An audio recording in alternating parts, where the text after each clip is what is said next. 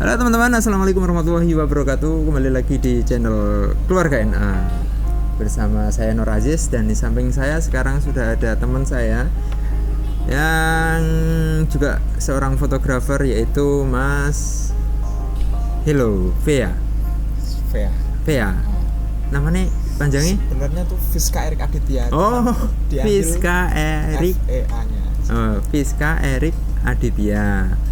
Jadi dibuat nama Vea itu diambil dari Fiska Erik Aditya. Kok ada depannya hello? Ya, hello guys. Itu aslinya. Ya pengen aja kayaknya bagus gitu. Oh gitu. Tapi malah booming Mas namanya.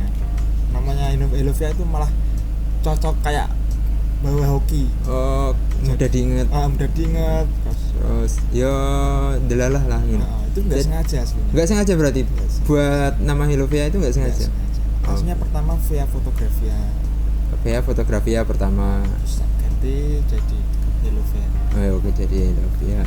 Nah itu teman-teman sedikit cerita kenapa jadi Hello Vea. Namun sebelum kita lanjutkan lebih lanjut, lebih baik teman-teman tekan tombol subscribe, terus di like. Kalau ada yang belum saya tanyakan bisa ditanyakan di kolom komentar. Mungkin kita akan membuat di part 2-nya. Mungkin kalau banyak pertanyaan yang belum bisa disampaikan, belum bisa saya tanyakan atau belum disampaikan oleh Mas Vea, bisa ditanyakan. Nah, sebelum lanjut lagi juga sedikit berita itu, Mas Vea punya channel YouTube juga. Namanya Vea.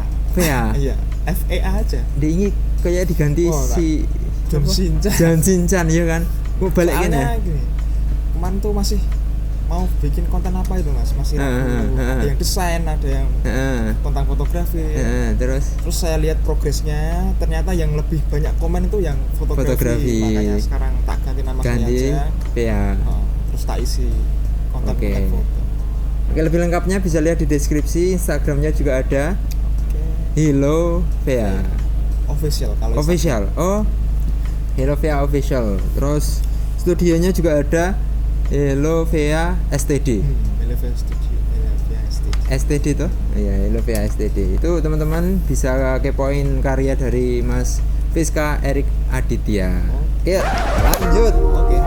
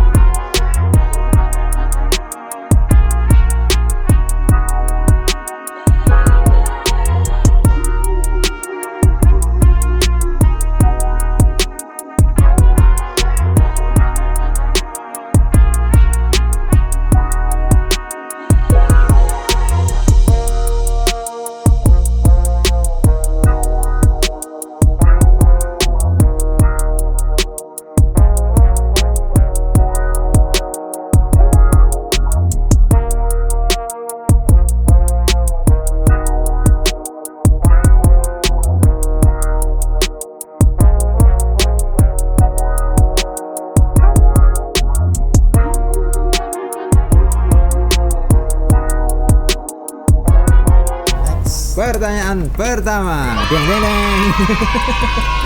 Kayak voice-nya agak diperkeras. Oke. Biar teman-teman mendengarnya lebih jelas. Oke. Boleh diceritakan dong Mas, awal mula sampai sekarang bergelut di bidang fotografi. Awalnya tuh nggak sengaja. Tak ceritain dikit. Dulu saya itu keras hidup saya. Maksudnya gini, keluarga saya tuh broken Mas. Jadi saya mandiri kan.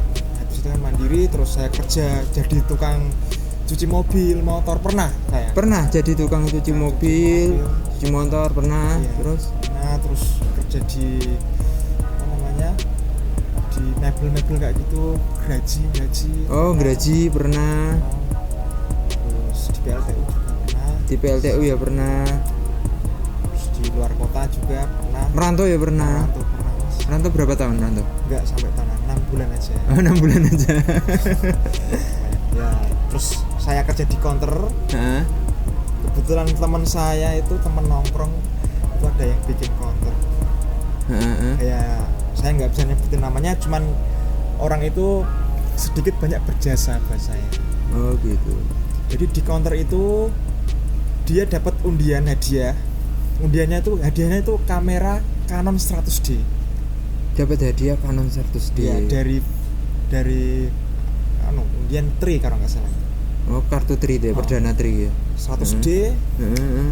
Terus dia suruh pakai saya, kamu pakai aja buat kerja atau nyari-nyari klien enggak. Dulu kan belum ada Instagram tuh mas, masih Facebook. Nah itu klien pertama saya itu anak-anak. Jadi anak-anak maksudnya anak SMP SMA lah. Oh, Narsisan. narsis ya. Foto-foto hunting narsis kayak gitu. Terus saya geluti narsis dulu. Tapi kan penghasilannya nggak seberapa mas. Soalnya itu kan bukan kamera saya.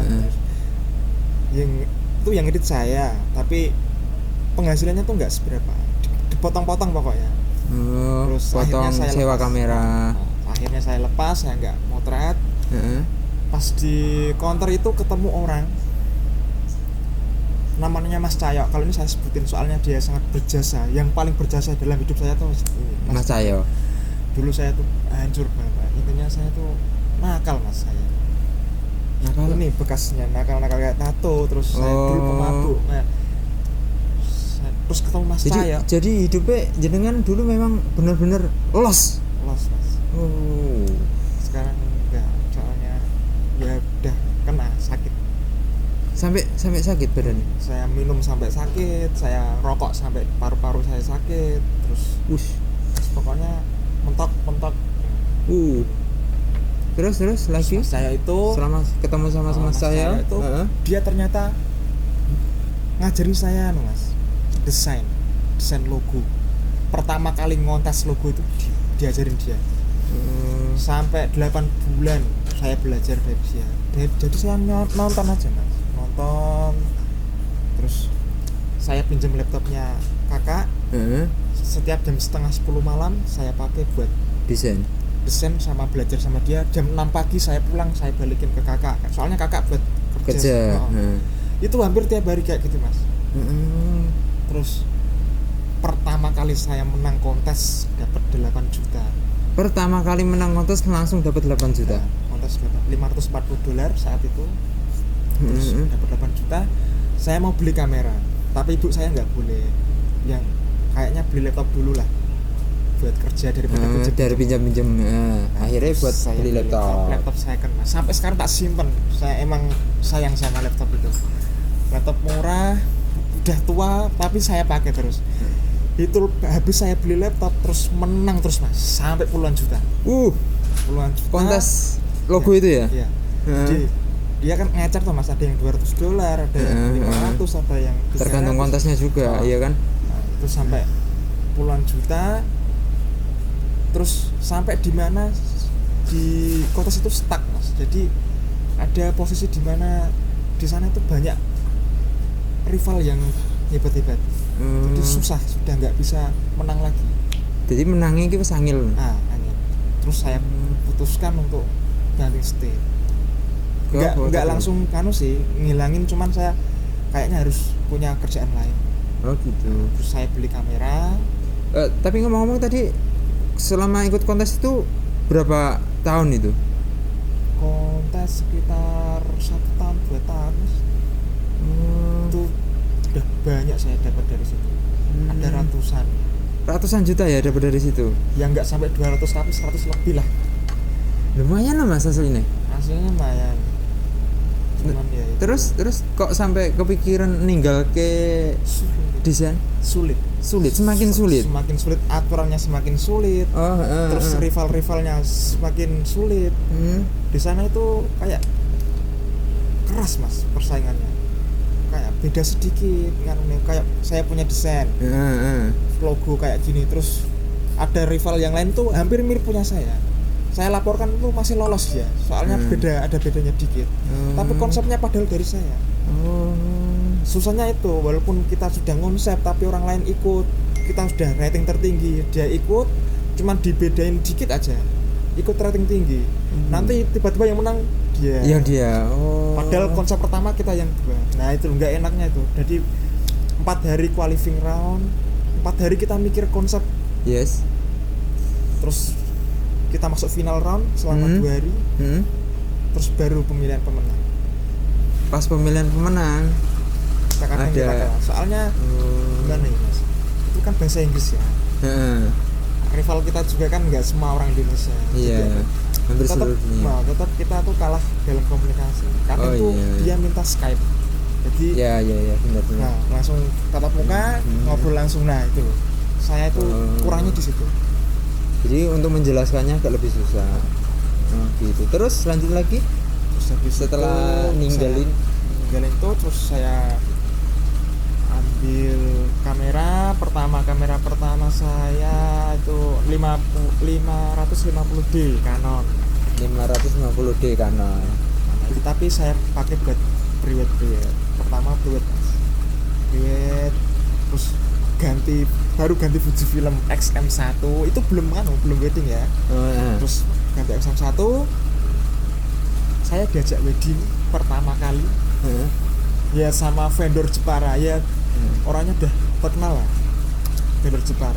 Nggak tak sebutin tapi orangnya ya dia juga berjasa buat saya. Gitu. Soalnya dia temennya yang punya counter, temen itu. Dia itu belajarnya ke dia tentang counter, dan saya belajar foto dari dia. Jadi gitu. segitiga exposure tuh dari dia mas. Yang ngasih belajar dari teman terus ke temannya lagi. Kayak gitu. Makanya relasi itu penting mas. Relasi itu penting. Terus diajarin sama diajarin itu ya. Terus pertama kali diajak weddingan berangkat, saya masih pakai SM1, pakai lensa 27 mili pancake, jadi kecil banget. Iya ngerti. Sing tips kita. Aku itu makan. Terus berangkat wedding pertama kali. Saya kan pengen tahu tuh mas prosesnya apa-apa. Pertama datang ke sana salam dulu, terus kita ambil beauty-nya dulu, ambil detail-detail kayak sepatu, baju kayak gitu. Nah, saya tuh pengen lihat prosesnya kayak gimana sambil belajar. Dari dia, habis itu diajak vendor lain, teman lain. Dari itu, mas. Dari teman ke teman. Dari vendor. Terus akhirnya saya beli XT10. Yes. XT10 saya bikin vendor sendiri khusus wedding. Tadinya kan cuma private aja. Ya. Tadinya berarti ambil khusus private saja. Belum berani wedding soalnya nggak pernah. Gara-gara nggak pernah motret wedding, belum berani dan memang nggak berani buka wedding. Akhirnya belajar dulu. Freelance lah istilahnya ya. Terus freelance-nya itu lama mas? Freelance kalau wedding ya mas? Freelance wedding maksudnya? 3 bulanan sih. Freelance wedding 3 bulan lumayan kan? Pas saya akui ya rame kan? Ya kan? Hampir setiap hari berangkat. Enggak setiap hari, cuman soalnya masih XM1 waktu itu. Saya tuh juga dia kan juga mikir-mikir tau. Iya. Soalnya fokusnya tuh agak lambat. Saya benar. Enggak ngerendahke, cuman ya buat ngejar momen agak susah. Iya benar. Terus saya pas freelance itu ketemu orang lain. Jadi freelance-nya ada 2 mas. Iya.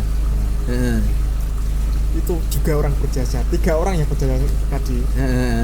Ya counter, terus yang ngajarin kamu wedding pertama kali itu, terus yang sama foto. Terus temanku yang ini, yang terakhir ini namanya Mas Coir. Mas Coir. Iya. Yang kopi. Yang punya kopi. Itu pertama kali saya berangkat wedding itu dia. Sebelum saya buat saya Elovea jadi wedding kayak gini tuh dia yang saya minta saran, mas gimana aku bikin wedding gimana? Ya nggak apa-apa, pakai lightingku aja. Dia punya lighting, tapi kan dia nggak motor wedding, motornya kan buat produk toh mas. Iya, mas saya produk, ya benar. Pakai lightingku ya kak, nggak apa-apa. Gitu. Terus dipinjemi sama Mas Soer? Enggak sih, aku enggak pakai dia, tapi aku langsung beli aja. Oh gitu. Aku beli lighting, terus tak ajak tapi dia tak ajak terus. Pas aku ada job di sini, mulai saat itu aku main sama dia. Terus sekarang kan sudah sibuk sama kerjaan Enjang sendiri. Coffee ya, benar. Pas saat itu Enjang Coffee belum Ada ya? belum ada kayaknya.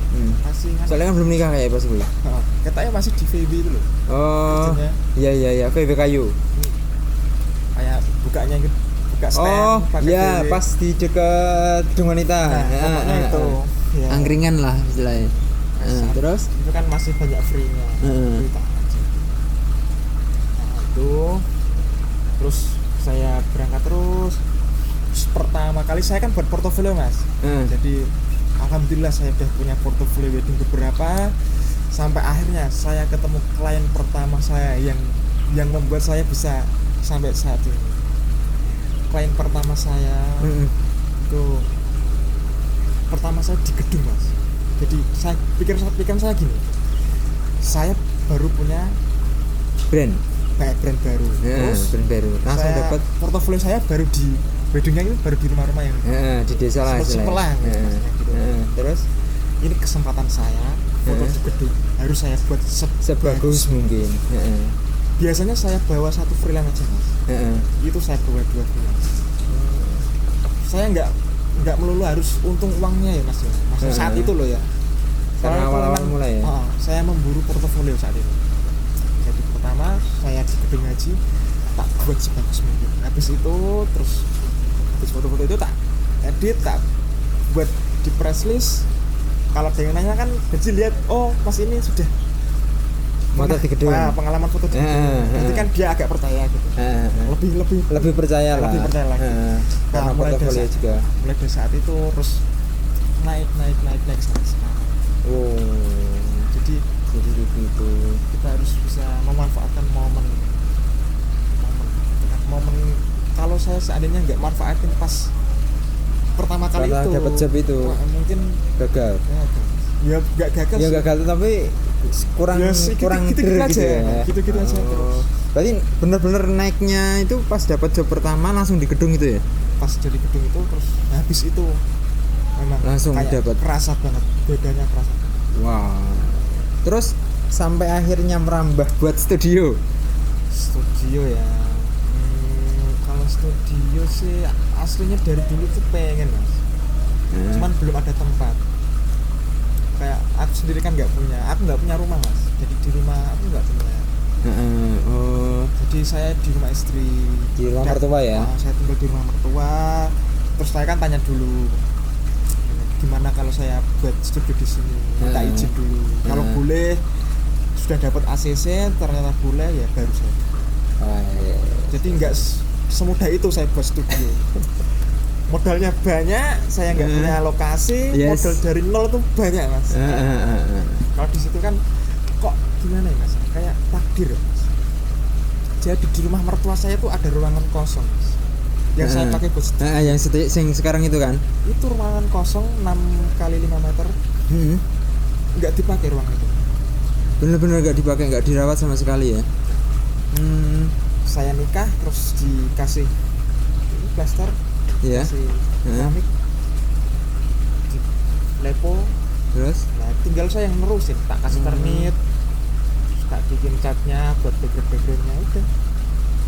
Dan sampai takdir sekarang. Mas, kayak ini kan takdir kan.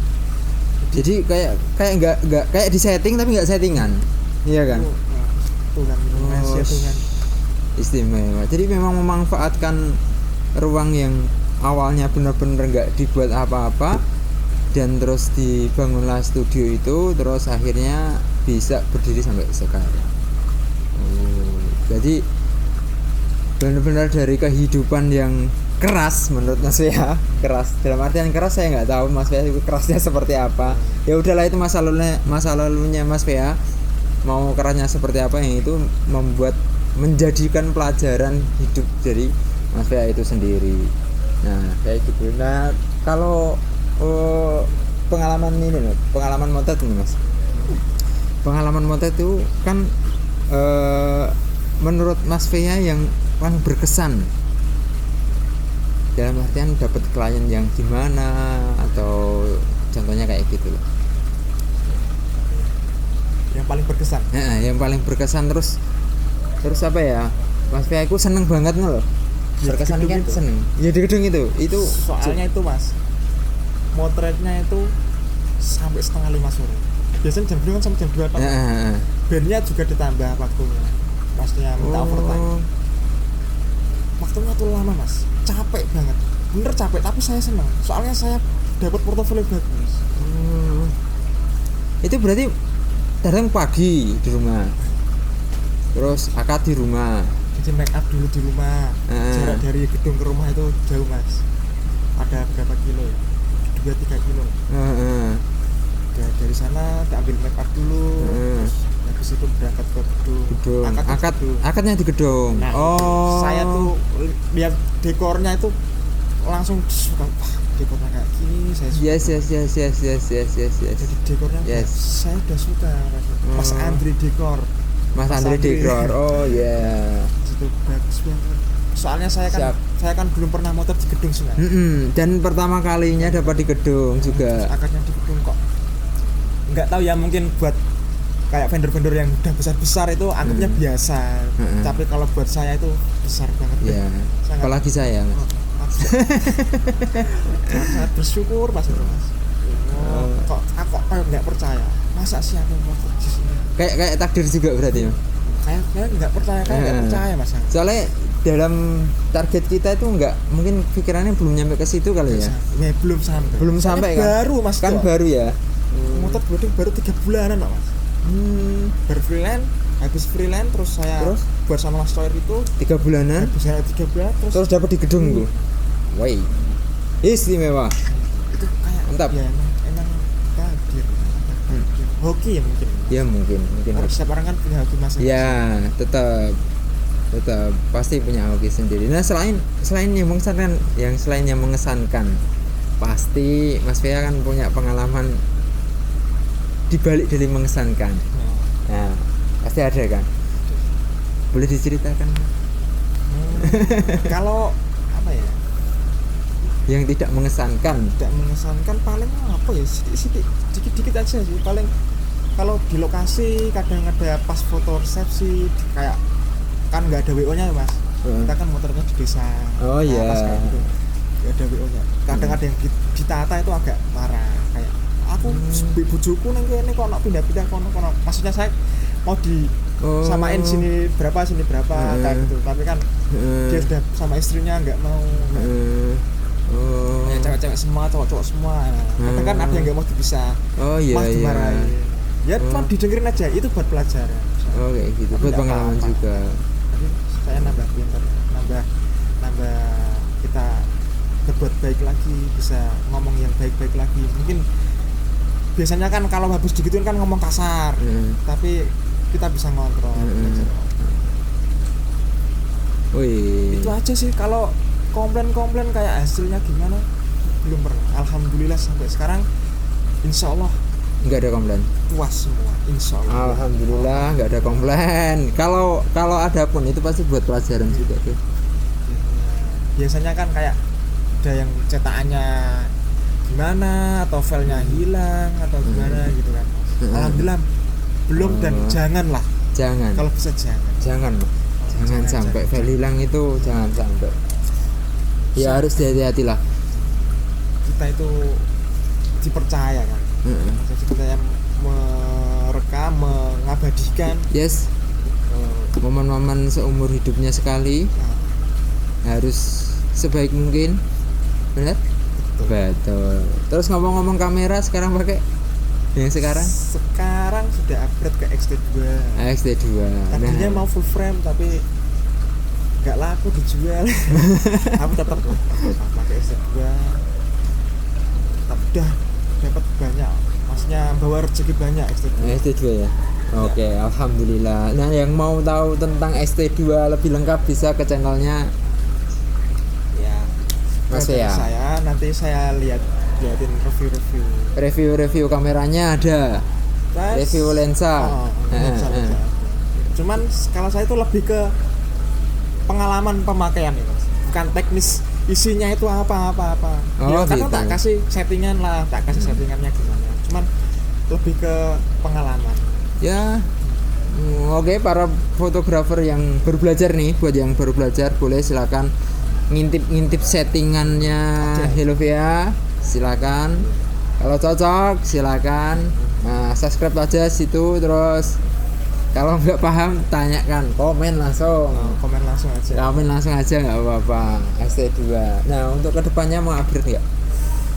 Mau mas. Mau Cuman upgrade? ini nggak bakal tak jual. Soalnya ini ada anjlok harganya. Oh iya deh. Harganya udah anjlok banget. Paling saya tambah lagi. Tambah lagi. Lah, ngomong-ngomong kalau mau tambah berarti Mas Via, Helovia itu udah punya karyawan nggak sih? Helovia belum ada. Tapi ya adminnya istri saya sendiri. Admin istri. Iya istri. Berarti istri sangat berjasa sekali. Balik kesuksesan seorang suami itu istri. Wah. Jadi peran istri menurut Mas Via sendiri itu seperti apa? Dan dia tuh membawa hoki aslinya. Oh, Membawa hoki istri itu. Dia itu membawa rezeki. Saya tuh laki-laki tuh kalau orang Jawa bilang tuh wong lanang tuh gendong rezekine keluargane, anak-anak. Pasti ada lah, pasti nanti ada. Dari mana aja? Dari mana? Benar. Terus lagi Mas Via itu sudah punya anak satu. Dia tidak jomblo. Ya. Anak satu bosku. Sudah punya anak satu perempuan, sama seperti saya, anak satu perempuan, dan mungkin rezekinya dari istrinya. Benar. Nah, dan anaknya juga. Lah itu yang membuat perusahaan atau apa ya, vendornya Helovia itu semakin meningkat, semakin berkah, semakin tambah rezekinya. Yang kayak gitu. Nah, buat teman-teman yang mau mau berwirausaha lah, katakanlah kayak Mas Via. Jadi ada nggak squad apa ya? Kuat. Sekuat Apa ya yang ada nih? Yo, kata-kata lah untuk pemirsa. Ini biar mereka itu tidak putus asa. Maksudnya mendirikan sebuah brand itu juga kan nggak mudah kan, harus apa itu kayak gitu Mas. Ayolah kasih tips-tipsnya ala Mas Via. Saya ya, yang penting itu konsisten. Pertama konsisten, Terus semangat, jangan mudah nyerah, nah, jangan mudah berkecil hati. Kadang kan karya kita kurang bagus atau benar dibanding-bandingkan sama yang lain.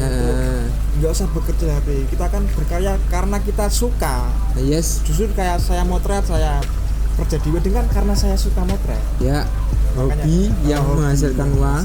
Jadi kalau dibanding-bandingkan tuh jangan berkecil hati.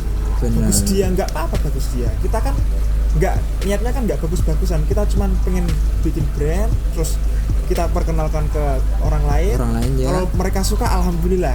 Yes. Soalnya kan kita kan melihatkan diri kita gitu, karakter kita. Kayak Mas Anju sendiri kan, ya, Mas tuh punya karakter sendiri kan. Benar, punya. Jadi pasarnya tuh beda-beda. Benar. Jangan takut kamu harus mirip ini, mirip itu. Jadilah diri kamu sendiri. Ya. Kalau Oke. Pokoknya konsisten, jadi diri sendiri, jangan berkecil hati. Ketika ada omongan-omongan yang mungkin membuat hatinya kurang enak, ya jangan berkecil hati. Pokoknya tetap semangat sampai kamu benar-benar berada di titik yang kamu tujukan. Oke teman-teman, jadi seperti itu konten kali ini. Ya semoga yang menonton tetap terinspirasi, dapat dapat manfaatnya, terus dapat pelajaran juga dari Mas Via. Terus kalau dalam pembicaraan kita dari awal sampai akhir ini ada salah-salah, saya sama Mas Via ya minta maaf, karena ini versi kita ya. Ini versi kita, ini cerita Mas Via sendiri, pengalaman the real asli dari Mas Via. Asli pengalamannya Via yang dibagikan kepada teman-teman, dan semoga bermanfaat. Kayak gitu ya. Oke, terima kasih sudah menonton video saya sampai akhir. Semoga yang menonton video ini dalam keadaan sehat selalu, dilancarkan rezekinya oleh Allah Subhanahu wa taala. Amin. Amin. Oke, sukses terus buat Helovia. Terima kasih sudah mengisi konten saya. Oke, kita pamit dulu. Saya Nur Aziz dan Saya VA. pamit dulu. Assalamualaikum warahmatullahi wabarakatuh. Bye bye. Mantap.